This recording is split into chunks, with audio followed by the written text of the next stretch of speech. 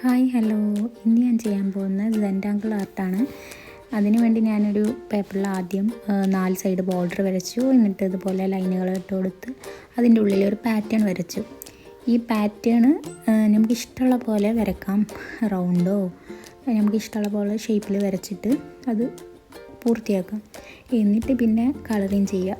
നമ്മൾ യൂസ് ചെയ്യുന്ന ആ കളർ പേന കൊണ്ട് തന്നെ അതിൻ്റെ ഇപ്പോൾ ഒരു കള്ളിയിൽ നമ്മൾ വരച്ച പാറ്റേണിൻ്റെ അകത്താണെങ്കിൽ മറ്റൊരു കള്ളിയിൽ അതിൻ്റെ പുറത്ത്, അങ്ങനെ ആൾട്ടർനേറ്റ് ആയിട്ടാണ് ഞാൻ ഇതിൽ കൊടുക്കുന്നത്. ഇതും നമ്മളെ മൈൻഡ് റീഫ്രഷ് ചെയ്യാനും എല്ലാം നല്ല സഹായിക്കും. കുറച്ച് ടൈം എടുത്താലും അടിപൊളിയാണ്. ലാസ്റ്റ് ഇതിൻ്റെ റിസൾട്ടും അടിപൊളിയായിരിക്കും. കുട്ടികൾക്ക് പോലും ചെയ്യാൻ പറ്റുന്ന ഒരു ആർട്ടാണിത്.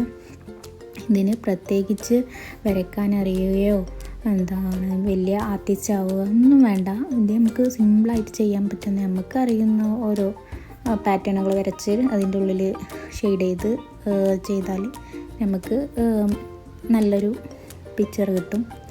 ഇതിനെ സെൻറ്റാങ്കിൾ ആർട്ട് എന്നോ സെൻഡൂഡിൽ ആർട്ട് എന്നൊക്കെയാണ് പറയുന്നത്. ഇതൊരു പാറ്റേൺ ചെയ്ത് തീരാൻ തന്നെ അത്യാവശ്യം ടൈം എടുക്കും. കാരണം നമ്മൾ പ്രഷർ എടുത്ത് ചെയ്യുന്നത് കൊണ്ട് തന്നെ കൈ വേദനിക്കും. ഇതിനായിട്ടൊരു പേനയുണ്ട്, നിബ്ബ് കുറച്ച് സ്മൂത്തായിട്ടുള്ള. ഞാനിത് സാധാ പേന വെച്ചാണ് ചെയ്തിട്ടുള്ളത്. സാധാ ബ്ലാക്ക് പെന്ന് വെച്ച് ചെയ്തതാണ്. ഇതാണ് എൻ്റെ ഔട്ട് എന്ന് പറയുന്നത്.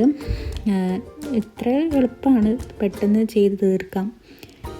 എന്നാൽ കാണാനും അത്യാവശ്യം നല്ല ഭംഗിയുണ്ടാവും.